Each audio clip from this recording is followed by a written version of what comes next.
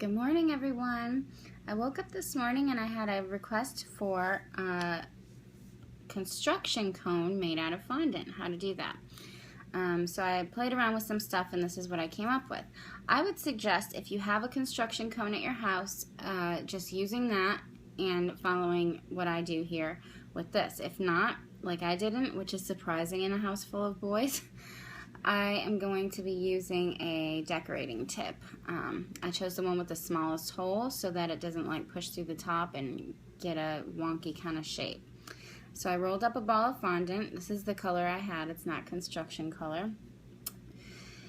And I'm just gonna, I took some cornstarch and I'm going to put it inside of the cone shaped item and just tap it out, and I put it in there pretty good because I did have some trouble initially getting it out, so I put a pretty good amount in there so that it should come out pretty easily. So let's see. So then I just pushed it down into the ball so that it gets nice and down in there, and then we'll pull that off, and let's see if this will come out. Not as easy as I was thinking it would. So I got a toothpick here. Get it going. Okay, so then you have your little cone shape, and then you could just, that's a place to start,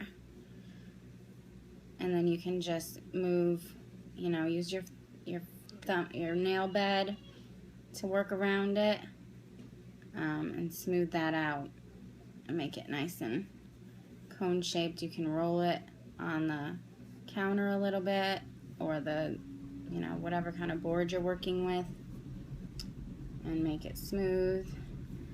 I mean, the thing about cake decorating is it does take a little bit of patience.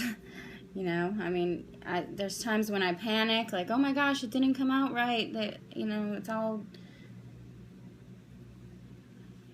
Okay, so then we have that shape. And there you have it for that part of the cone. So then I'm going to take the rest of the fondant and I'm going to roll it out. And you want to put the cornstarch on your table and just, pat it around, get it nice and so it doesn't stick to the table. And then you get your rolling pin. I just have a regular old rolling pin, but they do have specific pins for fondant that you can put rubber bands on to make, sometimes you gotta put some on here, to make it all even. I don't really use that, I just eyeball it, and you want to get it kind of thin, but not too thin. You want it proportionate to the cone. So I would put your little cone on there, and then take a knife and cut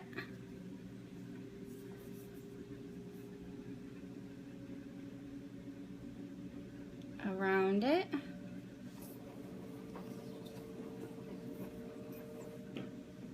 In a little square shape.